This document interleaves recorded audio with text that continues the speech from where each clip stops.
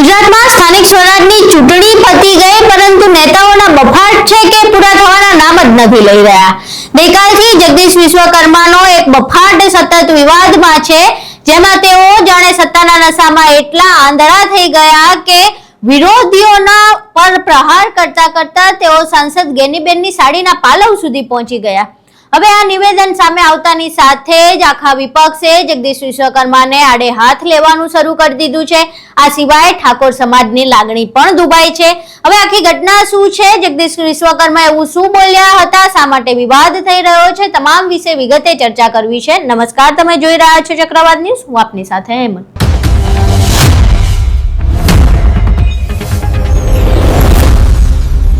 સ્થાનિક સ્વરાજની ચૂંટણીનું પરિણામ આવ્યું અને ચારે બાજુ ગુજરાતમાં ભગવો લહેરાયો। ભગવો લહેરાયા બાદ જાણે એવું લાગી રહ્યું છે કે નેતાઓ સત્તાના નશામાં આંધળા બની ગયા છે। સત્તા મળી જાય, પરંતુ સત્તાને હજમ કરવી સૌથી વધુ અઘરી વસ્તુ હોય છે અને એવું જ લાગી રહ્યું છે કે જગદીશ વિશ્વકર્મા જાણે આ સત્તાના જે મળી છે તેમને તે હજમ નથી કરી શક્યા। બનાસકાંઠામાં હાજર હતા, ત્યાં એક સભા કરી રહ્યા હતા અને સભામાં તેઓ જિગ્નેશ મેવાણી અને ગેનીબેન ઠાકોર ઉપર પ્રહાર કરી રહ્યા હતા। બંને કોંગ્રેસના નેતાઓનું જે ગઢ છે એ બનાસકાંઠા છે અને એવું કહેવામાં આવે કે એમને ત્યાં હરાવવા મુશ્કેલ છે, પરંતુ સ્થાનિક સ્વરાજની ચૂંટણીમાં બનાસકાંઠામાં જે ગેનીબેન અને જિગ્નેશ મેવાણીનો ગઢ છે ત્યાં ક્યાંય તેમના પાસા ન ચાલ્યા અને ભાજપે ક્લીન સ્વીપ મારી। હવે આખી ઘટના ઉપર જગદીશ વિશ્વકર્મા વાત કરી રહ્યા હતા, પરંતુ ગેનીબેન ઠાકોર અને જિગ્નેશ મેવાણી પર પ્રહાર કરતા કરતા તેઓ ગેનીબેનની સાડીના પાલવ સુધી પહોંચી ગયા અને તેમણે એવું કહ્યું કે સ્થાનિક સ્વરાજની ચૂંટણીમાં જે બંને નેતાઓ ખૂબ જ ઘમંડમાં હતા, તેમની સાડીના પાલવમાંથી ખાસ કરીને ગેનીબેનનું નામ લઈને કીધું કે ગેનીબેનના સાડીના પાલવમાંથી બનાસકાંઠાની સીટ આંચકી લીધી છે ભાજપે। પહેલા તો એ વિડીયો જોઈએ જેમાં જગદીશ વિશ્વકર્મા ગેનીબેન અને જિગ્નેશ મેવાણી પર પ્રહાર કરતા કરતા ગેનીબેનની સાડીના પાલવ સુધી પહોંચી જાય છે અને એવો તમાચો માર્યો છે કે ક્યારે કોંગ્રેસના બે નેતાઓ નહીં ભૂલી શકે। આખા રાજ્યની અંદર જ્ઞાતિવાદ ફેલાવવાનું કામ કરતા આ કોંગ્રેસના બંને નેતાઓને આ બનાસકાંઠાની જનતાએ પાણીચું આપવાનું કામ કર્યું છે। માત્ર જ્ઞાતિવાદ, વર્ગ વિગ્રહ, હું આ સમાજનો નેતા, હું આ સમાજનો નેતા, હું બનાસની બેન, અમે તમારી બેન, તમારું સન્માન કરીએ છીએ, તમે અમારી સૌની બેન છો, પણ તમે જે લોકસભાની અંદર જઈ ગુજરાતની તમામ બહેનોનું, બનાસની તમામ બહેનોનું અને દેશની 70 કરોડ મહિલાનું તમે જે અપમાન કર્યું છે નારી વંદના અધિનિયમ અંતર્ગત, આ બનાસની બહેનો ક્યારેય નહીં ભૂલે અને એનો કરારો જવાબ આગામી દિવસોની અંદર અમારી માતા બહેનો તમને તમારા ગઢમાંથી તમારી સીટો એ તમારા સાડીના પલ્લુમાંથી આંચકી લીધી છે। મારે આવનારા દિવસોમાં મારી આ ગુજરાત ભારતીય જનતા પાર્ટીના તમામ કાર્યકર્તા, બનાસના મારા કાર્યકર્તાઓ, આ બંને કોંગ્રેસના નેતાઓ કાન ખોલીને આજે સાંભળી લે, વડગામની અંદર પણ ભવ્યથી ભવ્ય વિજય થયો છે। અહીં તમે વિડીયો સાંભળ્યો જેમાં જગદીશ વિશ્વકર્મા પોતે બફાટ મારી રહ્યા છે। હવે આ વિડીયો સામે આવતાની સાથે જ ઠાકરસિંહ રબારી દ્વારા એક નવો વિડીયો બનાવવામાં આવ્યો અને તેમાં તેમણે આકરા શબ્દોમાં જગદીશ વિશ્વકર્માની ટીકા કરી છે અને આ જે વિડીયો છે એમનો, જેમાં તેઓ ગેનીબેનના સાડીના પાલવની વાત કરી રહ્યા છે, તેને મહિલા અસ્મિતા સાથે જોડ્યું છે અને તેમનું કહેવું છે કે આ પ્રકારના નેતાઓના મોઢે આવા નિવેદનો શોભતા નથી। અહીં સાંભળીએ ઠાકરસિંહ રબારી આખી ઘટના વિશે અને જગદીશ વિશ્વકર્માના નિવેદનને વખોડતા શું કહી રહ્યા છે।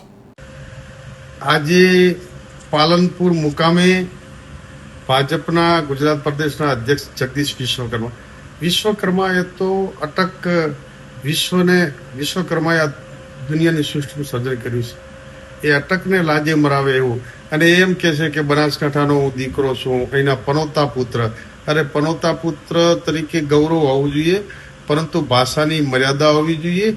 આજે દુઃખ લાગે કે પનોતા પુત્ર નહીં, પનોતી પુત્ર છો તમે।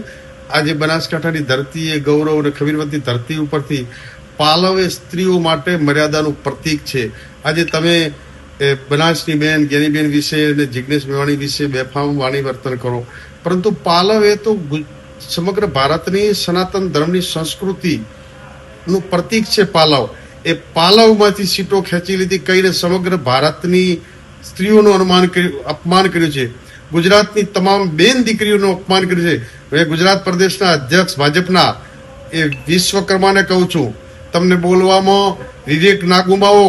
આ ગુજરાતની તમામ મહિલાઓનું બેન દીકરીનું અપમાન કર્યું. તમે પાલવ શબ્દ વિશે જે ખરાબ ભાષામાં બોલ્યા છો, અને તમે સીટો એ આવી ગઈ તો એના ઉન્માદ બનો. 30 વર્ષથી બનાસકાંઠામાં સામ્રાજ્ય કોંગ્રેસનું જિલ્લા પંચાયત તાલુકા પર એક વખત આવી ગઈ એટલે ઉછળ કૂદ ના કરો, વીજળી આભામાં ખાવે ગધી પાટું હોય કાઢે, આવું વર્તન ના કરવું જોઈએ. તમે વડગામના દીકરા છો, વડગામમાં તાલુકા પંચાયત કોંગ્રેસની છે, જિલ્લા પંચાયતની 50% તમે જ્યાં ગુજરાત પ્રદેશમાં એવું કહો છો કે હું બનાસકાંઠા ગુજરાત પ્રદેશની જવાબદારી, તમે જે વિસ્તાર હોમટાઉન વડગામમાંથી આવો છો એ વડગામની તાલુકા પંચાયત જિલ્લા પંચાયત કોંગ્રેસ આ રીતે ગુજરાતની તમામ બેન દીકરીનું અપમાન કર્યું છે. એ જગદીશ વિશ્વકર્માને કહું છું કે ગુજરાતની 7 કરોડ જનતાની અને ગુજરાતની તમામ બેન દીકરીની માફી માંગો, નહીં તો સમગ્ર ગુજરાતની બેન દીકરીનું આપે અપમાન કર્યું છે એનો જડબોતોડ જવાબ તમામ સનાતન ધર્મ અને ગુજરાતની તમામ બેન દીકરીઓ આપશે. અહીં તમે ઠાકરસિંહ રબારીને સાંભળ્યા. હવે ઠાકરસિંહ રબારી બાદ જિગ્નેશ મેવાણી પણ મેદાને આવ્યા છે અને તેમણે પણ જગદીશ વિશ્વકર્માને આ સાડીના પાલવ વાળા નિવેદનને લઈને આડે હાથ લીધા છે. અહીં સાંભળીએ જિગ્નેશ મેવાણી જગદીશ વિશ્વકર્મા પર ચાબખા મારતા શું કહી રહ્યા છે. મિત્રો, ભારતીય જનતા પાર્ટીમાં એકથી એક ગજબ નમૂના ભર્યા છે. એક પ્રદેશ પ્રમુખ એમના બુટલેગર હતા અને બીજા પ્રદેશ પ્રમુખ મિસ્ટર વિશ્વકર્મા, જગદીશ વિશ્વકર્મા, જગદીશભાઈ પંચાલ, એ આમ તો મારા વિધાનસભા વડગામના છે. આજે મને બહુ જ ગંદા પ્રકારની વાત અને ગંદા પ્રકારની ભાષાનો પ્રયોગ માનનીય જ્ઞાનીબેન ઠાકોર બનાસકાંઠાના કોંગ્રેસ પક્ષના મારા સાંસદ માટે કર્યો.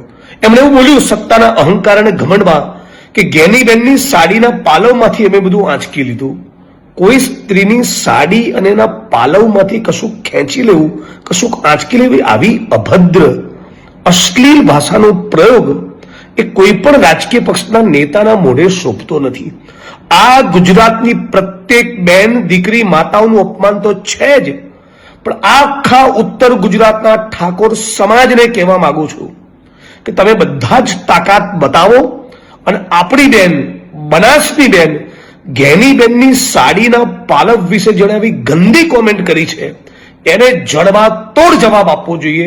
હું તો માંગ કરું છું કે કાયદાની કોઈ કલમ લાગુ પડતી હોય તો જગદીશભાઈની સામે ફોજદારી ગુનો દાખલ થવો જોઈએ. તો ત્યાં સુધી કહેવા માંગુ છું કે આપણા ગુજરાતની અસ્મિતા અને ગૌરવને લૂણો લગાડનારા, આપણા ગુજરાતને બદનામ કરનારા આવા જગદીશ વિશ્વકર્મા પ્રકારના કેરેક્ટરની સામે રાજ્યની સરકારે, રાજ્યની પોલીસે ફોજદારી ગુનો દાખલ કરીને જડબે સલાક દાખલો બેસાડવો જોઈએ, જેથી ફરી ભવિષ્યમાં કોઈ પણ રાજકીય પક્ષનો આગેવાન કે નેતા કોઈ પણ મહિલાની સાડી કે એના પાલવ વિશે ગંદી કોમેન્ટ ના કરે. આ તો થઈ રાજકારણીઓની વાત, પરંતુ ઋષિ ભારતી બાપુ પણ હવે આ મામલે મેદાને આવ્યા છે. ઋષિ ભારતી બાપુ એક સમૂહ લગ્નમાં હાજરી આપવા ગયા હતા અને આ સમૂહ લગ્નમાં હાજરી આપતા વખતે તેમણે સંબોધન કરી રહ્યા હતા ત્યાં હાજર લોકોનું, અને એ દરમિયાન તેમણે જગદીશ વિશ્વકર્માના નિવેદનની વાત કરી અને તેમને આકરા શબ્દોમાં વખોડી કાઢ્યું હતું. અહીં સાંભળીએ ઋષિ ભારતી બાપુ જગદીશ વિશ્વકર્માના નિવેદનને લઈને શું કહી રહ્યા છે. અને કાલનું એક જે પ્રવચન મીડિયામાં ચાલી રહ્યું છે, મને ખૂબ દુઃખ થાય છે. આપણી ભારતીય પરંપરા યત્ર નાર્યસ્સુ પૂજ્યન્તે રમન્તે તત્ર દેવતાઃ, નારી તું નારાયણી, નારી રતનની ખાણ, નારી થકી નર ઉપજે, નારી તું જગમાં મહાન, આવી વાતો કીધી છે. અને એ હું કોઈ પોલિટિક લેવલે વાત નથી કરતો, પરંતુ જ્યાં ખોટી વાતો થાય, ચાહે સામે બ્રહ્મા હોય તો પણ એનો હું વિરોધ જરૂર કરીશ. અમુક પાર્ટીના પ્રમુખો જેને બોલવાનું ભાન નથી, સ્ક્રિપ્ટ હાથમાં લઈને બડ ઇલેક્ટ્રોનિક મશીન બોલે એમ બોલવા મળે, એ કોઈ પાર્ટીનો પ્રમુખ છે એમ કહે છે કે અમે જ્ઞાનીબેનના સાડીના પાલવમાંથી અમુક સીટો ખેંચી લાવ્યા. તમે આ એક નારી શક્તિના પાલવ સુધી હાથ નાખી શકો તો આ કેટલો અભદ્ર વ્યવહાર છે, તમારી માનસિકતા કેટલી નિમ્ન કક્ષાની છે. વિચારો તો ખરા.